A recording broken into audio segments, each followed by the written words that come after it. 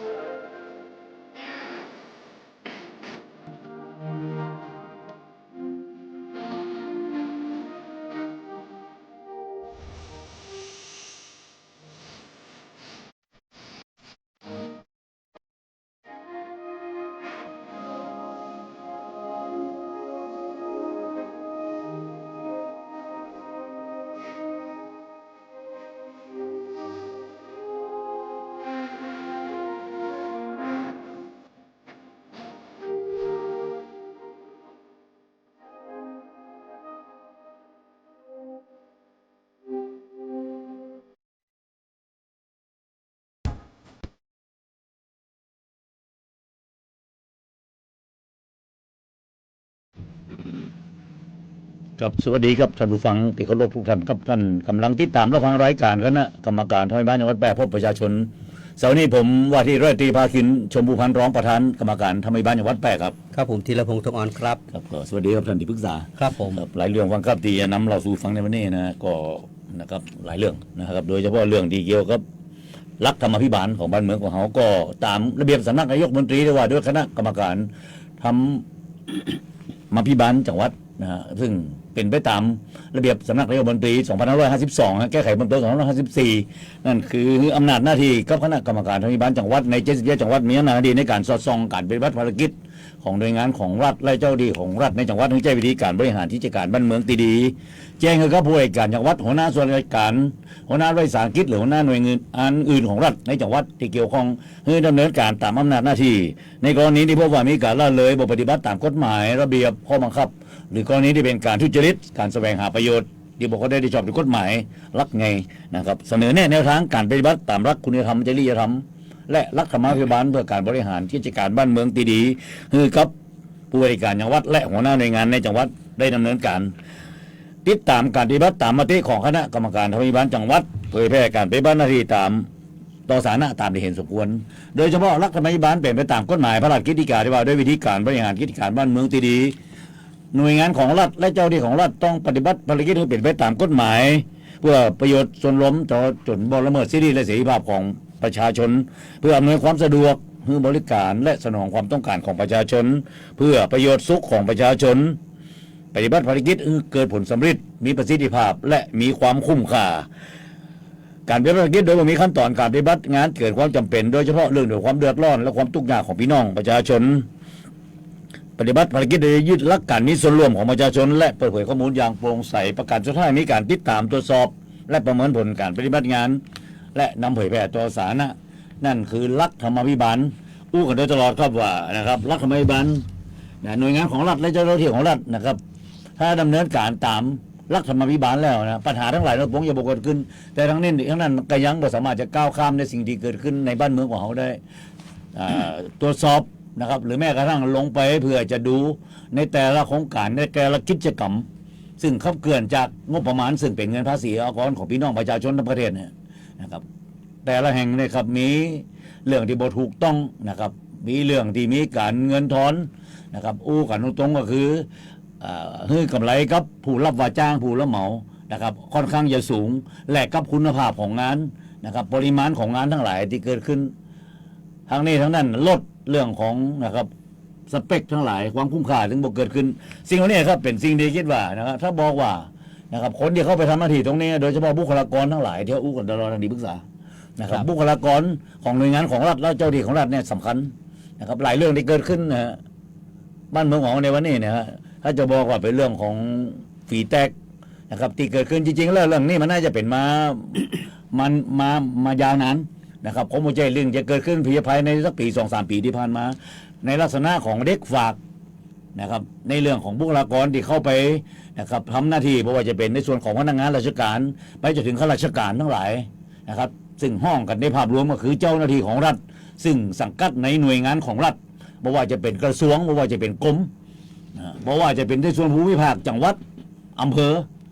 นะครับก็สังกัดอยู่ในกระทรวงทั้งหลายนะครับตีอยู่ในส่วนกลางแล้วก็มาทำหน้าที่ตรงนี้แล้วก็ซ่อนกับหน่วยองค์กรปกครองส่วนท้องถิ่นนะครับนั่นคือหน่วยงานปกครองส่วนท้องถิ่นก็แยกออกมาเป็นในส่วนขององค์การบริหารส่วนจังหวัดอบจองค์การบริหารส่วนตำบลอบตเทศบาลนครเทศบาลเมืองเทศบาลตำบลแม้กระทั่งนะครับเมืองอิสระบ่ว่าจะเมืองพัทยานะครับที่เราเห็นก็อยู่กรุงเทพมหานครนะครับก็เป็นองค์กรปกครองส่วนท้องถิ่นที่เกิดขึ้นโดยเฉพาะหน่วยงานของรัฐนะครับเจ้าหน้าที่ของรัฐที่เกี่ยวข้องในหน่วยงานส่วนท้องถิ่นสังกัดกรมส่งเสริมการปกครองท้องถิ่นนะครับซึ่งเป็นคนที่กระจายไปแทบจะทั่วประเทศไทยของเขานะครับกู้ขนานไปกับในส่วนของภูมิภาคนั่นคือผู้ใหญ่บ้านครับแล้วก็กำนันนะครับมีการแต่งตั้งเป็นสารวัตรกำนันแพทย์ประจำตำบลนะครับในส่วนของผู้ใหญ่บ้านได้รับการเลือกตั้งจากพี่น้องประชาชนในแต่ละหลังคาเรือนในแต่ละหมู่บ้านและก็มีสิทธิ์ในการที่จะแต่งตั้งผู้ช่วยผู้ใหญ่บ้านนะครับแม้กระทั่งมีเรื่องของนะครับอาสาสมัครอปพลทั้งหลายนะครับในส่วนของการปกครองมันซ่อนนะครับและกระทับซ่อนกันมาโดยตลอดในสิ่งที่เกิดขึ้นการมีการนำเรียนนะจริงๆก็เป็นสิ่งที่ดีครับเราคิดว่าแต่จะทำได้ขนาดไหนนะอยู่ที่ความจริงใจของนะครับข้าราชการการเมืองที่เขาไปทำหน้าที่ตรงนี้หรือเป็นเพียงนะครับกุศโลบายที่ทำเพื่อจะลดกระแสอย่างหรือไม่ก็เป็นสิ่งที่ต้องติดตามโดยเฉพาะท่านรองนายกรัฐมนตรีนะครับฝ่ายกฎหมายนะครับที่มาจากเลขาธิการคณะกรรมการกฤษฎีกานะครับก็คิดว่าจะมีการที่จะควบรวมมีการที่จะยกเลิกนะครับหน่วยงานที่ซ้ำซ้อนทั้งหลายเอาเข็นกันง่ายๆฟังครับทุกวันนี้ที่เห็นกันอยู่เนี่ยนะในส่วนของภูมิภาคจังหวัดอำเภองบพัฒนาจังหวัดนะครับซึ่งอนุมัติจากในส่วนของภู ผู้ว่าราชการจังหวัด ครั คือบ งบของผู้ว่าราชการจังหวัดเองแล้วก็ยังไปซ่อนอยู่ก็ในส่วนขององค์กรปกครองท้องถิ่นนั่นคืออบจ อืม นะครับองค์การบริหารส่วนจังหวัดในการทำหน้าที่ในเรื่องของท้องถิ่นนะอบจกันยังไปซ้ำกับในส่วนของพื้นที่ของอบตเทศบาล ครับ นะครับทั้งที่บ่มีพื้นที่ในการทำงานเลยนะครับจื่อใหญ่แต่นะครับในการองค์กรปกครองส่วนท้องถิ่นในการองค์การบริหารส่วนจังหวัดอบจ ครับ แต่พื้นที่จริง ๆ แล้วกะไปขออนุญาตขออนุมัติจากหน่วยงานในแต่ละตำบลนั่นคืออบตเทศบาล อืม นะฮะในสิ่งที่เกิดขึ้นเนี่ยมันซ้ำซ้อนมากมายสำคัญฟังครับในส่วนของบุคลากรเตียวอู้กันโดยตลอดก็คือเจ้าที่ของรัฐนะครับไล่มาตั้งแต่ระดับปลัดนะจะห้องปลัดอบจปลัดเทศบาลนะปลัดอบตแล้วแต่นี่คือหน่วยงานที่ซ้ำซ้อนกันอยู่เยี่ยเขาเห็นกันอยู่ทั้งหลาย แล้วก็ถามว่าคนส่วนใหญ่ที่จะได้ประโยชน์นะคือจะต้องอยู่ในคำว่าประชาชนคงไม่ใช่เพียงแค่บุคลากรผู้เจ้าที่ของรัฐนะครับพออู้มาถึงตรงนี้บางครั้งหลายอย่างอาจจะมองว่าเป็นการด้อยค่าในคำว่าตำแหน่งบุคลากร ครับ ในหน่วยงานของรัฐหรือไม่เนี่ยไม่ใช่ อืม แต่มันเพราะว่ามันเกิดปัญหานี้มาโดยตลอดนะครับว่ากระทำกับจี้มาโดยตลอด ในส่วนของราชการเมืองทั้งหลายท่านสมาชิกผู้ทรงเกียรติทั้งหลายอบจนะครับสมาชิกอบจก็มีการเลือกตั้งขึ้นมากลับไปทำหน้าที่ในสภาแล้วก็มีผู้บริหารคือนายก อืม มันเป็นองค์กรที่สร้างกันมาแบบโดยตลอดแล้วก็จนบ่สามารถได้คิดว่า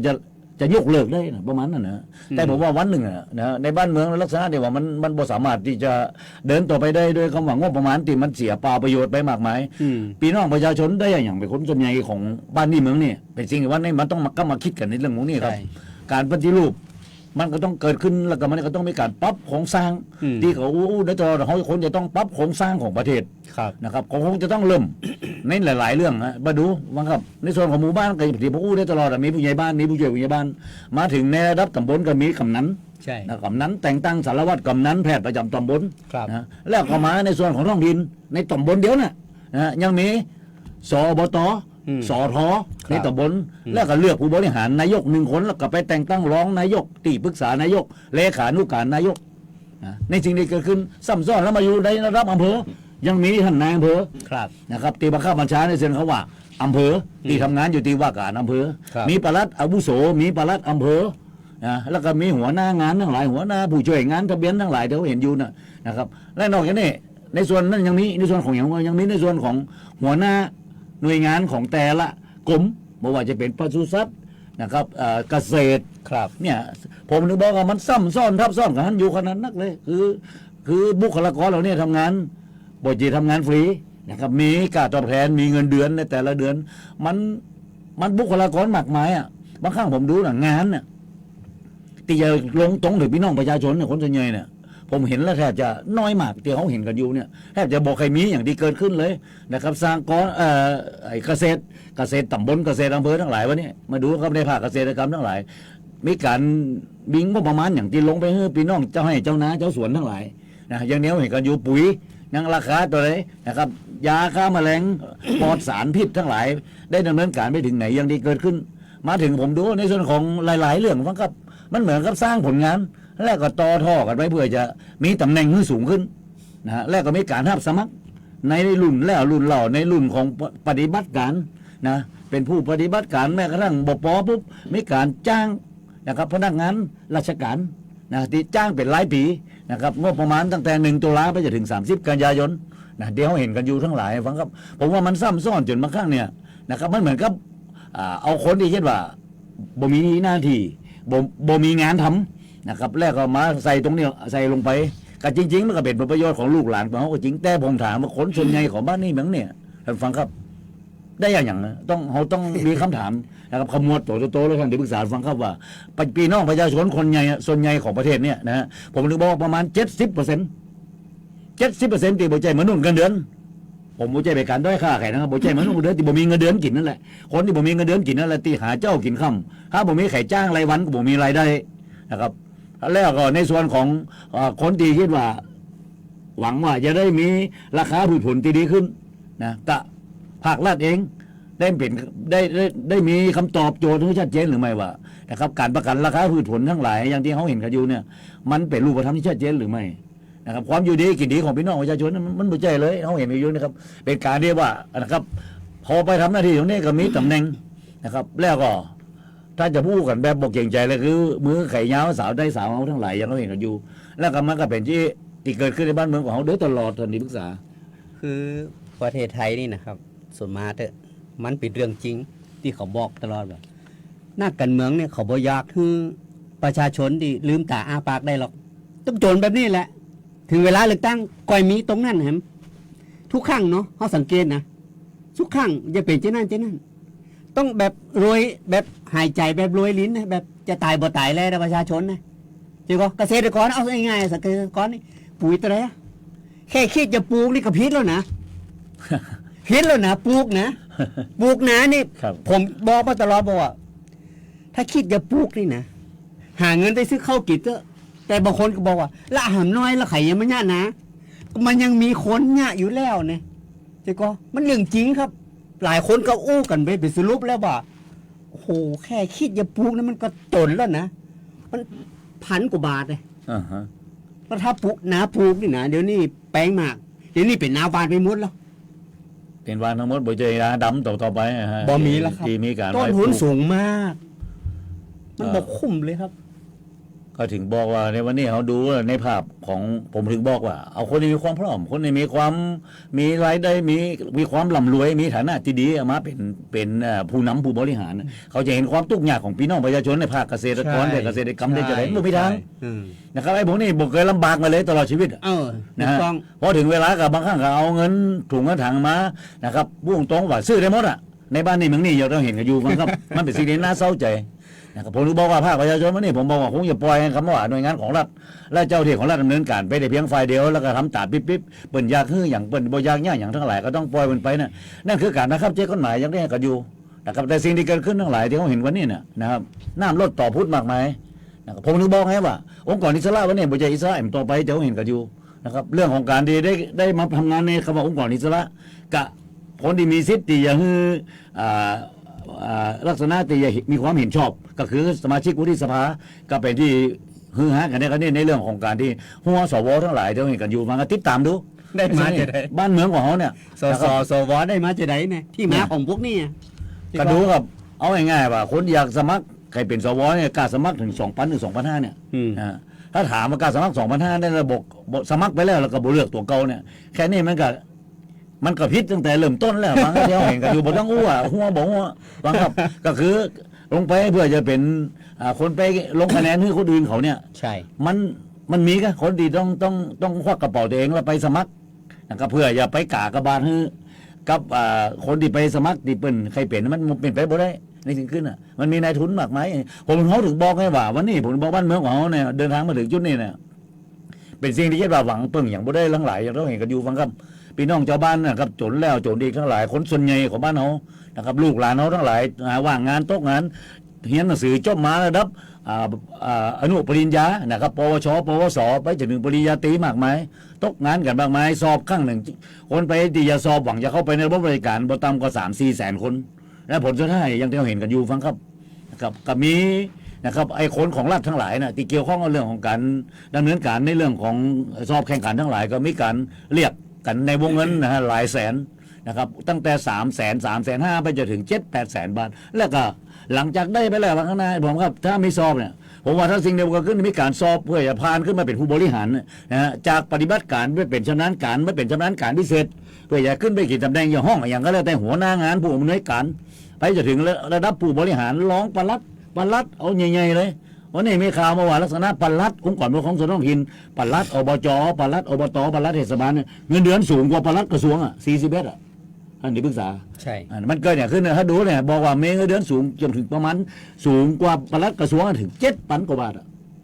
ปลัดเอาท้องถิ่นดีเงินเดือนดีสูงที่สุดเนี่ยครับจะสูงกว่าปลัดกระทรวงมันเกิดอย่างขึ้นในบ้านเมืองเขาในวันนี้ผมถึงบอกว่ามันเกิดอย่างขึ้นกับการที่ไปทำหน้าที่ตรงนั้นนะครับปลัดอบจก็อยู่ในจังหวัดนั้นปลัดอบตแค่1 ตำบลปลัดเทศบาลก็แค่1 ตำบลเหมือนมีเจ้าเห็นกันอยู่เนี่ยอันนี้มันเกิดอย่างขึ้นในบ้านเมืองของเราในวันนี้รักธรรมวิบาลหัวมันเนี่ยตัวใครตรงมันอย่างต่อไปคงบ่ได้ฟังครับสิ่งเหล่านี้ผมคิดว่าหน่วยงานที่กำกับดูแลและที่มีการตรวจสอบอย่างเข้มข้นผมว่าถึงเวลาแล้ววันนี้นะครับประตูทางเข้าสู่โดยเฉพาะข้าราชการเมืองที่มาจากการเลือกตั้งนั่นคือคณะกรรมการการเลือกตั้งท่านบ่มีผลงานอย่างเลยที่ชัดเจนที่สุดอย่างที่เกิดขึ้น วันนี้นะครับท่านต้องติดตามดูว่าในสิ่งที่ท่านทำอยู่วันเนี่ยบทบาทและหน้าที่ของท่านทำแค่ว่าเพื่อมีการเลือกตั้งผ่านไปแล้วก็จบไปนะครับแล้วก็ขอฮื้อกับทั้งบ้านทั้งเมืองว่ามีการซื้อซิดซื้อเสียงแต่ละหลังคาเงี้ยได้เงินกันนะฮะเสียงละ300 500บางแห่งเนี่ยเสียงละเป็นหลักพันบาทขึ้นไปเนี่ยท่านบ่ฮู้ซึกฮู้สาอย่างหรือไม่วันนี้ผมนึกบอกว่าผลงานในสิ่งที่เกิดขึ้นของท่านเนี่ยแทบจะกล่าวได้ว่า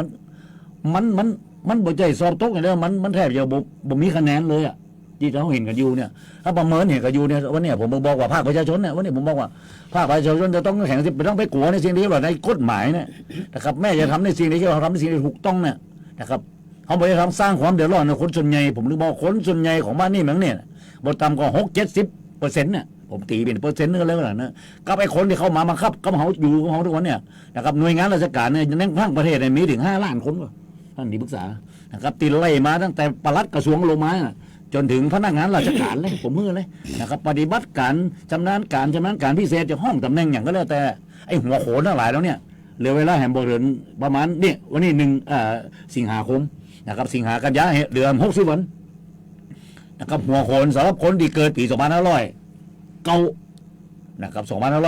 60 ปีบริบูรณ์นะครับเกิดก่อน30 กันยายนถ้าเกิดหลัง30 กันยายน2509ไปได้แห่งปีถ้ายังบอกรีไทร์นะครับหรือว่าบอกยังจะอยู่ในตำแหน่งก็อยู่ได้แห่งปีหนึ่งกับเกิดหลัง30 กันยายน2509หลายคนที่จะต้องกลับไปเป็นข้าราชการบำนาญนะครับไปเลี้ยงลูกเลี้ยงหลานอยู่ที่บ้านในสิ่งที่เกิดขึ้นนั่นคือหัวโขนที่เกิดขึ้นนะแล้วก็ขนผ่านเหล่าไปขนต่อไปก็เข้ามาทำหน้าที่1ขึ้นมาเอาตำแหน่ง2มาเพื่อเกษียณอายุราชการมันจะวนเวียนว่ายตายเกิดกันแบบนี้อันที่ปรึกษาทุกฟังครับผมถึงบอกว่าในสิ่งที่เกิดขึ้นในนี่ที่คือบ้านเมืองของเขาผมว่าเขาเฮียนหู้เรื่องการกระจายอำนาจมาพอสมควรแล้วเนาะ โอ้โหถึงเวลาแล้วจะต้องมาทบทวนนะที่รัฐบาลเขามีแนวทางที่ผมเห็นด้วยมาเมินแล้วจริงๆผมเห็นด้วยมาเมินแล้วเพราะว่าลงทุนเป็น100ได้มาบอกกี่บาทเลยขาดทุนแล้วอ่ะมันเพราะเงินมันไปทุกดีอ่ะมันเป็นรายจ่ายประจำไปแทบทั้งหมดฟังครับรายจ่ายประจำคือเงินเดือนความคุ้มค่าเลยค่าตอบแทนนะที่เขาเห็นกันอยู่เบี้ยประชุมนะฟังครับตีในคำว่าเข้ามาหน่วยงานของรัฐที่ขับเคลื่อนจากเจ้าที่ของรัฐผู้รับใช่นะบอกยกเว้นบอกว่าจะรับไหนไล่มาถ้าเขาไปทำหน้าที่ในข้าราชการการเมืองตำแหน่งตั้งแต่นายกมานายกเทศมนตรีนายกรัฐมนตรีนายกอบจนายกอบตก็แล้วแต่ฟังครับกะเข้าไปพบเนี่ยก็คือรายจ่ายประจำสำหรับงบประมาณคือเงินเดือนนะตีเขาไปทำหน้าที่ตรงนั้นนะถ้า4 ปีกับ48 เดือนสำหรับข้าราชการการเมืองแล้วเขาไปกำกับดูแลแล้วผลสุดท้ายก็ไปยุ่งเกี่ยวกับโครงการมากมายนะผมอู้ได้เต็มปากในส่วนนี้อย่างน้อยเนี่ยในส่วนของคณะกรรมการธรรมวิบาลเนี่ยนะโครงการทั้งหลายเนี่ยมากมายที่เกิดขึ้นตั้งแต่1 ตุลาคมจนถึง30 กันยายนเนี่ยเงินมากมายนะที่เกิดขึ้นเร่งที่ดำเนินการกันนะมาสะดุดเราในช่วงงบประมาณปี69ซึ่งน่าจะกระเทือนกับพอสมควรนะก็คนที่หวังว่าจะได้ผู้รับเหมาก็หวังว่าจะได้งานทำนะครับจะได้มีผลงานตัวนะครับเพื่อจะไปต่อยอดดีจะได้สูงขึ้นผลสุดท้ายน้ำมันดีเซลทั้งลูกก็ไปถึง40 กว่าบาทในขณะที่ TOR เนี่ยการคำนวณขั้นต้นอยู่บ่เกิน30 บาทสำหรับเอาตีน้ำมันดีเซลเป็นหลักนะครับผลสุดท้ายก็บ่มีใครดีจะเคาะบอกว่าจะเป็น e-bidding วงเงินที่เกิน500,000 บาทขึ้นไปนะครับแม้กระทั่งตกลงราคาหรือสอบราคากับไปเร่งทำกันเอาไปนะฮะในส่วนที่เกิดขึ้นในแต่ละหน่วยงานของรัฐที่เขาเห็นกันอยู่สิ่งพวกนี้ฟังครับมันเกิดขึ้นมาแล้วก็ผ่านไปนะในเขาเห็นกันอยู่ก็คิดว่าเดี๋ยวมาอู้กันในบทบาทของคณะกรรมการนะจังหวัดของเขาตีไปลงพื้นที่นะครับแล้วก็จะเล่าในส่วนเล็กๆน้อยๆที่เกิดขึ้นว่านี่คือสิ่งที่เกิดขึ้นในบ้านเมืองของเขาภาคสกรรมฟังครับ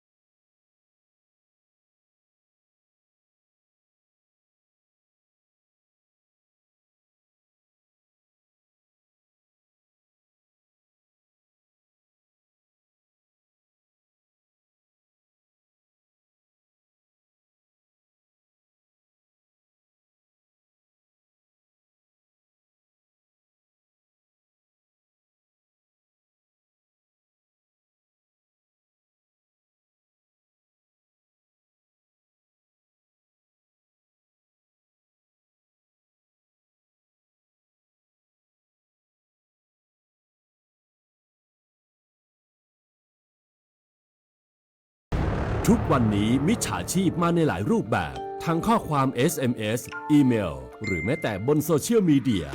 อย่าหลงเชื่ออย่าเผลอกดลิงก์ที่น่าสงสัยเด็ดขาดเพราะอาจทำให้คุณสูญเสียทรัพย์สินได้หากไม่แน่ใจหรือมีข้อสงสัยติดต่อแบงก์ชาติโทร1213แบงก์ชาติห่วงใหญ่เตือนภัยการเงินย้ำอีกครั้งแบงก์ชาติโทร1213ปัจจุบันการเคลื่อนย้ายแรงงานระหว่างประเทศของไทยเริ่มเปลี่ยนแปลงโดยเฉพาะอย่างยิ่งการเคลื่อนย้ายแรงงานจากประเทศเพื่อนบ้านได้แก่เมียนมาลาวและเวียดนามโครงสร้างของประชากรที่เปลี่ยนแปลงไปสู่สังคมสูงอายุจึงมีความจำเป็นที่ต้องนำแรงงานต่างด้าวมาทดแทนกำลังแรงงานไทยที่ยังไม่เพียงพอในหลายกิจการสำนักงานจัดหางานจังหวัดแพร่เป็นหน่วยงานหลักที่ให้บริการจัดหางานแก่ประชาชนทุกกลุ่มเป้าหมายรวมถึงการควบคุมการทำงานของคนต่างด้าวซึ่งปัจจุบันได้นำระบบ e-work permit เข้ามาอำนวยความสะดวกในการให้บริการแก่นายจ้างสถานประกอบการและแรงงานต่างด้าวในกระบวนการการรับคำขอ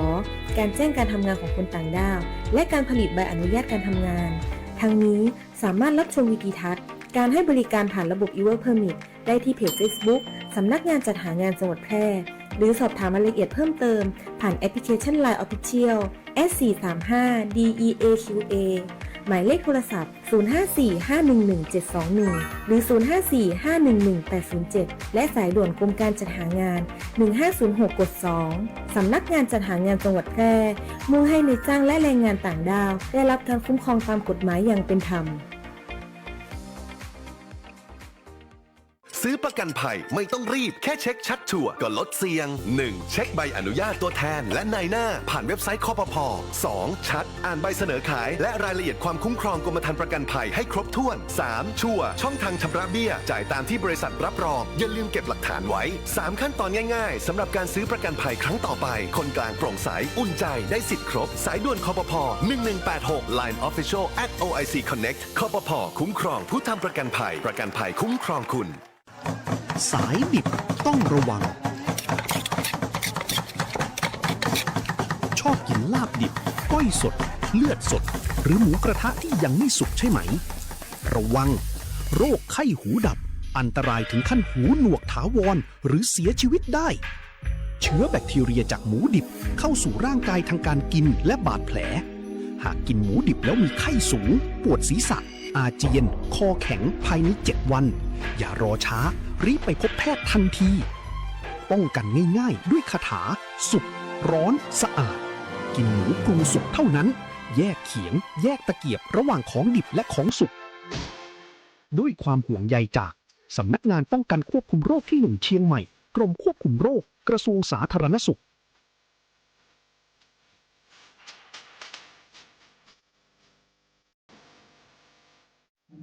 กับเข้ามารายการแล้วนะกรรมการในบ้านอย่างวัดพบพี่น้องประชาชนนะหลายเรื่องที่เกิดขึ้นฟังครับก็ในส่วนของภารกิจของคณะกรรมการในบ้านอย่างวัดแปรก็ในวันพฤหัสบดีที่6 สิงหาคมนะฮะเราจะลงไปสอดส่องในพื้นที่ของอำเภอ2ครับนั่นเป็นโครงการของตอนนั้นคือของอบต.เต่าปูนปัจจุบันนายกฐานะเป็นเทศบาลครับตำบลเต่าปูนอำเภอ2จังหวัดแปรก็เป็นโครงการเกี่ยวกับไฟฟ้าส่องสว่างนะในระบบของพลังงานแสงอาทิตย์โซลาร์เซลล์พร้อมกับเสาไฟนะครับในวงเงินนะครับรวมแล้วถึงหมดเนี่ยอยู่ประมาณ15 ล้านนะ7 ล้านกว่าบาทกับ8 ล้านกว่าบาทนะประมาณ15เกือบ16 ล้านบาทนะครับก็จะลงไปดูในโครงการนี้ครับซึ่งเป็นเสาไฟฟ้านะฮะเสาไฟฟ้าส่องสว่างนะครับเสาไฟพร้อมกับระบบของพลังงานแสงอาทิตย์คือโซลาร์เซลล์นะครับก็อยู่ประมาณหน่วยงานหนึ่งโครงการหนึ่งก็112 จุด112 ต้นนะแล้วก็แหมช่วงหนึ่งก็คือ119 จุดนะครับประมาณ8 ล้าน 3 แสนบาทนะกับ7 ล้านประมาณ7 ล้าน 6 แสนบาทนี่ก็112 จุดก็คงจะได้นะครับไปดูแล้วก็มีข้อสังเกตข้อเสนอเนี่ยจะได้ว่ามันคุ้มค่าหรือไม่เอาประเด็นคุ้มค่าเนี่ยฟังครับในโครงการที่ทำเนี่ยนะและก่อนในระยะของการความหับพิษในความชำรุดบกพร่องคือ1 ปีสำหรับเรื่องของไฟฟ้าส่องสว่างทั้งหลายฟังครับก็ดูว่าถ้าหากหลังจากนั้นเนี่ยได้มาในวันข้างหน้าเนี่ยถ้าเกิดเสียมาเนี่ยนะครับในช่วง1 ปีนี่คือผู้รับว่าจ้างเนี่ยผู้ขายเนี่ย นะครับก็จะไปบริการหลังการขายเออ นะฮะแต่ต้องดูครับเดี๋ยวผมอยากจะดูในเรื่องของ DOR แล้วก็สัญญานะครับตีได้ดำเนินการนะและคงจะได้นำเรื่องนี้นะครับมาบอกกล่าวกับพี่น้องนะครับผ่านทางรายการนี้ตัวนั่นคือประมาณ16 ล้านบาทนะฮะในเสาไฟฟ้าส่องสว่างพลังงานแสงอาทิตย์โซลาร์เซลล์112 จุดกับ119 จุดของเทศบาลตำบลเตาปูนนะครับและแหมส่วนหนึ่งคิดว่ากับปรึกษากับทางท่านที่ปรึกษาว่านะครับในโครงการนี้เขาจะไปโดยจะบอกกล่าวเพียงแต่แจ้งครับหน่วยงานที่รับผิดชอบคือเทศบาลตำบลวังหงส์ในการที่จะขอลงไปดูในเรื่องของการขุดหลอกแหล่งน้ำสาธารณะก็คือแม่น้ำยมซึ่งมีการขุดหลอกไปอยู่ประมาณ100 กว่าเมตรนะฮะในโครงการนี้แต่วงเงินก็คงจะหลักแสนนะครับประมาณ 2-3 แสนบาทแต่จะไปดูถึงเรื่องของผลงานทั้งหลายว่ามันมีประโยชน์ได้ขนาดไหนแล้วก็ซึ่งอยู่ในช่วงที่น้ำยมกำลังจะขึ้นท่วมแล้วกำลังจะสูงขึ้นน้ำหลากนะก็จะได้ไปดูในช่วงนี้พอดีแล้วก็จะนำมาครับบอกกล่าวกับท่านฟังนะในเรื่องของโครงการขุดหลอกนะครับโดยที่ว่าตั้งงบประมาณไว้บ่มากมายแต่ผู้รับว่าจ้างเนี่ยน่าจะได้วัสดุพวกนั้นนะฮะบอกว่าจะไปดินทรายทั้งหลายนะครับหินทั้งหลายนะเอาไปที่ขายไปตามลักษณะของลูกบาทเมตรละถึงนะครับในระเบียบกระทรวงมหาดไทยที่ว่าด้วยการเกี่ยวกับการขุดหลอกแหล่งน้ำสาธารณประโยชน์ที่ตื้นเขินซึ่งตั้งแต่ปี 2547 ก็ถือเป็นโครงการน้ำร่องโครงการเดียวที่อยู่ในงบประมาณ 2569 เดี๋ยวก็คงจะต้องได้ติดต่อประสานงานกับทางฝ่ายบริหารของเทศบาลตำบลวังหงส์นะครับซึ่งคงจะประสานกับทางฝ่ายกองช่างนะที่รับผิดชอบจะลงไปดูนะครับก่อนนี้เขาจะไปที่อำเภอ2นั่นคือภารกิจแล้วก็หน้าที่ของคณะกรรมการจังหวัดที่จะลงไปในพื้นที่ในดูงบประมาณ 2569 นะครับว่านะครับได้ดำเนินการไปได้ประมาณไหนแล้วก็มีความคุ้มค่าขนาดไหนกับโครงการที่เกิดขึ้นก็หลายเรื่องว่าครับที่เขาเป็นห่วงเนี่ยคือนี่คือสิ่งที่เกิดขึ้นในแต่ละปีงบประมาณนะครับแล้วก็งบตรงจากสำนักงบก็พอสมควรงบจากงบอุดหนุนเฉพาะกิจจากกรมส่งเสริมการปกครองท้องถิ่นนะครับซึ่งมีอยู่ทุกปีอยู่แล้วในส่วนของอบตของเทศบาลในส่วนของอบจอย่างที่เขาเห็นกันอยู่ในส่วนหนึ่งก็คือยังมีงบประมาณในส่วนของทั้งงบประมาณก็คือได้รับนะครับตีได้รับมาแล้วก็เอามาไว้เป็นเงินจ่ายขาดสะสมของแต่ละองค์กรปกครองท้องถิ่นไม่ว่าจะเป็นอบตเทศบาลอบจนี่คือกฎหมายทุกหมดนะครับผมจะบอกว่าเนี่ยนะครับภาคประชาชนเนี่ยถ้าเขาหู้ในเรื่องของกฎระเบียบทั้งหลายเนี่ยนะมันสิ่งที่เกิดขึ้นวันนี้ผมว่าคงบ่ปล่อยเฉพาะข้าราชการประจำนะครับโดยเฉพาะไล่นะระดับตำแหน่งที่เป็นห้องตั้งแต่ปลัดลงมาเนี่ยนะมาถึงผอหัวหน้างานกองช่างกองสาธารณสุขสิ่งแวดล้อมหัวหน้างานอย่างไรที่เป็นห้องกันในอบตในเทศบาลในอบจทั้งหลายนะผมดูว่าบางครั้งมันซ้ำซ้อนมากมายนะท่านที่ปรึกษาจะมีการควบรวมที่เกิดขึ้นผมว่ามันถึงเวลาที่คิดว่าถึงเวลาที่คงจะต้องมาดำเนินการกันถ้าบอกว่ามันบางคนเนี่ยแทบจะบ่มีงานการทำเลยนะว่างงานที่ซ้ำแต่ว่าทางนั่งทำงานกี่เงินเดือนอยู่ในแต่ละเดือนท่านบางครั้งผมเลยบอกผมคิดว่าพวกนี้แทบจะบ่มีคุณค่าเลยบ่มีคุณค่าเพราะผมมีผลงานอย่างเลยไม่ได้ใจสมองกันก็ว่าง ก็ กัน คือ เปล่า สิ้น ๆ เดือนมากอะโอนเข้าบัญชีเงินเดือนในแต่ละเดือนหัวกี่หมื่นนะครับสตาร์ทขั้นแรกกับบต่ำกว่า15,000อย่างขั้นต่ำ20,000 30,000 50,000ในแต่ละตำแหน่งผมถึงบอกไว้วันนี้ผมบอกว่ามันสบายกันมากๆพอสมควรแล้วภาคประชาชนเขาเดือดร้อนหาเจ้ากินค่ำเจ้าที่เขาเห็นกันอยู่แล้วดูไปขวนขวายหากันนะครับ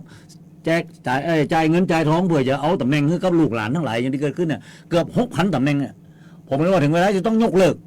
กำลังไปห่วงเรื่องของการว่าเขาจะร้องศาลปกครองทั้งหลายผมคิดว่าศาลปกครองทั้งหลายในลักษณะที่กำกฎหมายอยู่เขาต้องมองเหมือนกันฟังครับสิ่งที่เกิดขึ้นเนี่ยในเมื่อมัน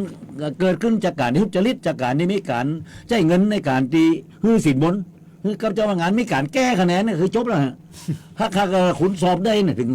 70-80% เนี่ยนะฮะผมคิดว่าบอกไอ้คนที่แก้คะแนนเนี่ยผมถือว่าผิดตั้งแต่เริ่มต้นอยู่แล้วดำเนินการไปเลยถ้ามันจะต่อสู้กันในชั้นศาลปกครองก็มาว่ากันแสดงว่าความพิสำเร็จกันโอ้โหมันจบตั้งแต่แรกเลยพิสำเร็จไปแล้วผมจะได้มันลูบหน้าป้าจมูกหรือไม่ในสิ่งที่เกิดขึ้นเนี่ยเขาเห็นกันอยู่ฟังครับห้ามลูบนะฮะผมนึกบอกว่าบางครั้งมันถึงวันหนึ่งอ่ะโครงการจะได้น่ะผมมองนะตีเริ่มต้นมาตั้งแต่5,000-6,000 ตำแหน่งเนี่ยนี่คือลักษณะของบุคคลที่ใกล้ชิดรังแกลูกหลานนะครับนั่นคือนอกจากจะคิดว่าอยากให้ลูกหลานได้เข้ารับราชการนะครับย้อมไปกู้เงินกู้ทองหรือมีเงินที่เก็บสะสมไว้เอาไปจ่ายในตำแหน่งที่อยากจะให้สอบได้300,000 500,000 700,000 800,000ยังเห็นกันอยู่เนี่ยนะครับได้หัวว่าคณะไอ้คนที่ทำงานนั่งทำงานอยู่ทุกวันเนี่ย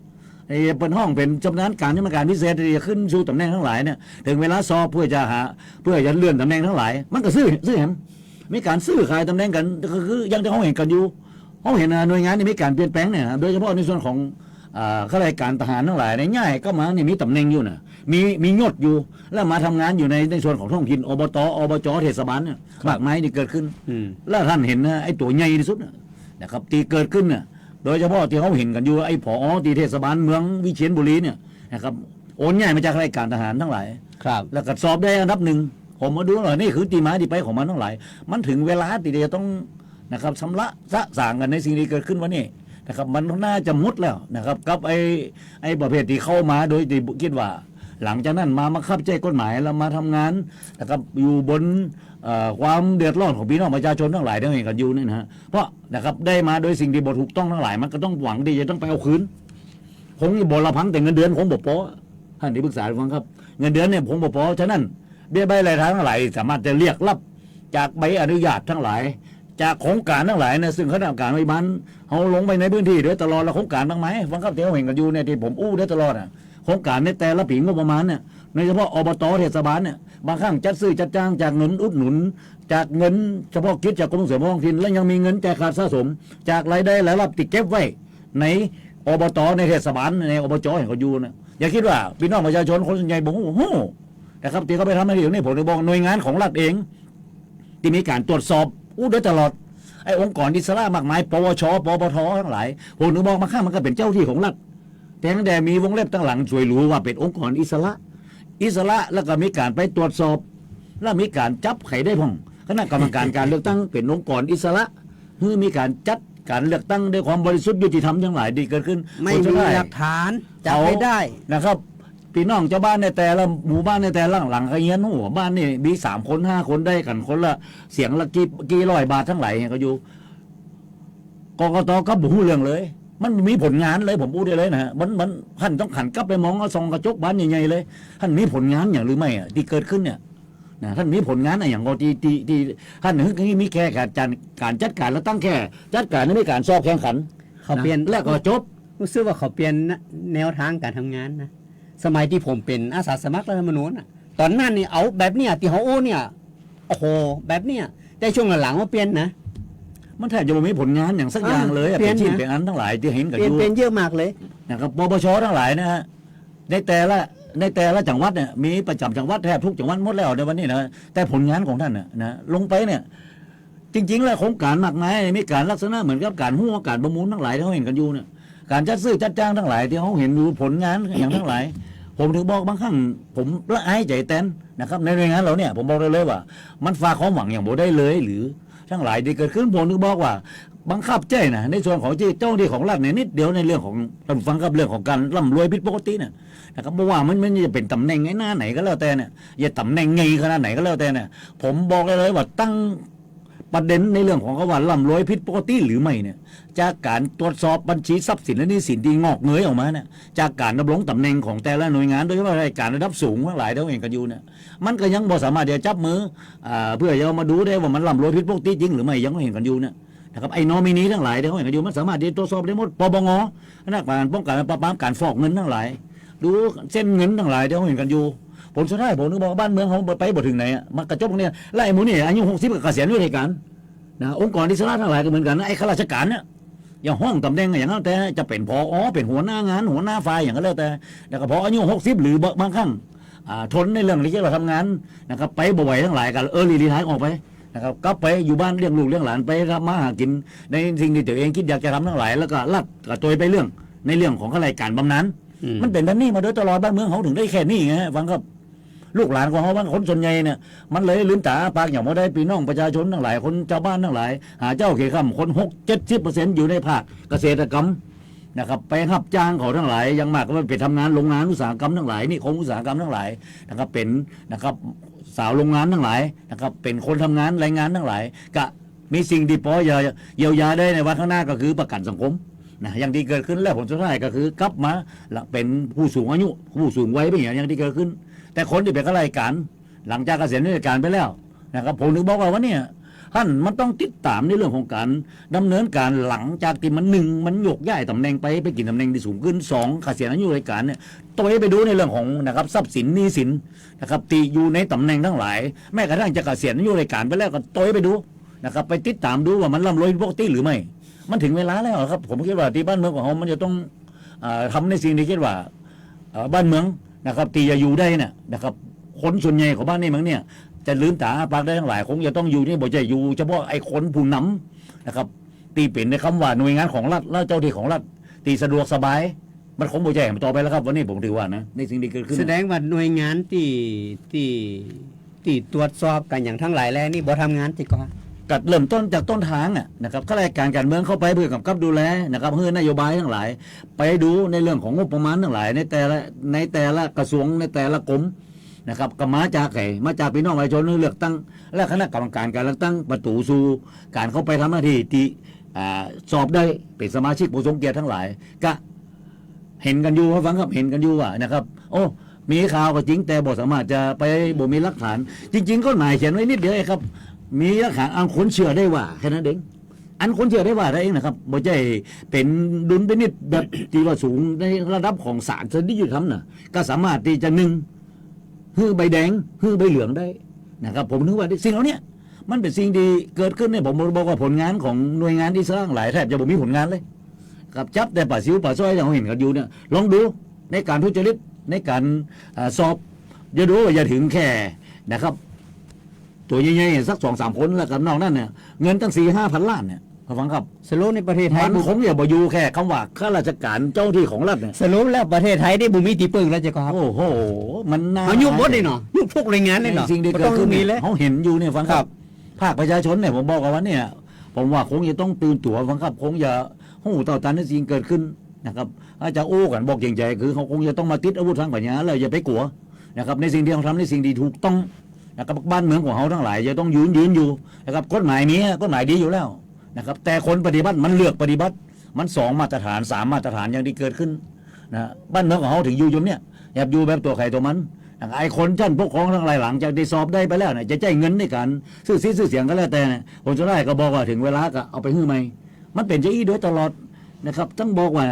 ไอ้จริงเราเห็นอยู่ที่บ่อยากให้พี่น้องประชาชนอยู่ดีกินดีทั้งหลายเนี่ยนะครับถ้าหากสะดวกสบายแล้วนะครับไอ้เรื่องของเงิน300-500ก็คงบ่มีค่าสำหรับคนที่มีคิดว่ามีความพร้อมแต่คนที่บ่มีความพร้อมทั้งหลายพอถึงเวลาปุ๊บเนี่ยฮะบ้านนี่มี5 คน2,500 บางแห่งเขาบอกว่าถึงบ่มีแบ่งค์ม่วงด้วยนะเป็นแบ่งค์เผาเลยนะครับเป็นแบ่งค์ปันเลยครับบ่ต้องนับแบ่งค์ร้อยบ่ต้องอู้ถึงบ่มีแล้วครับยุคนี้อย่างที่เกิดขึ้นแล้วจ่ายเงินสดถึงหมดเส้นเงินบ่สามารถจะผ่านไปทางระบบแอปพลิเคชันทั้งหลายเพราะมันสามารถที่จะเช็คได้มันจ่ายเงินสดในสิ่งที่เกิดขึ้นเงิน4,000-5,000 ล้านที่เกิดขึ้นในการสอบข้าราชการในกรมส่งเสริมปกครองท้องถิ่นฟังครับได้เงินสดถึงหมดในการที่จัดการและเงินสดเหล่านี้น่าจะละลายไปในช่วงการเลือกตั้งที่ผ่านมาเมื่อต้นปี2569เนี่ยส่วนหนึ่งในสิ่งที่เกิดขึ้นได้เงินสดถึงหมดผมดูว่าบ้านเมืองเขาถึงบอกไปถึงไหนไงนะครับเพราะคนเนี่ยคิดว่านะครับอยากจะไปทำงานด้วยพี่น้องประชาชนจริงแล้วมันที่จริงแล้วมันไม่ได้ทำเพื่อประชาชนเลยนะครับมันทำเพื่อตัวเองทำเพื่อพวกพ้องนะครับคือทำเพื่อคนในตระกูลนั้นนะในสิ่งที่เกิดขึ้นวันนี้นั่นคือเรื่องจริงที่เกิดขึ้นครับวันนี้รายการคณะประกาศในวันเวลามุดเวลาป้ากันเข้าวันเสาร์หน้าเสาร์วันนี้สวัสดีครับ สวัสดีครับครับ ที่นี่สถานีวิทยุกระจายเสียงแห่งประเทศไทยต่อไปเสนอข่าวซึ่งมีหัวข้อข่าวดังนี้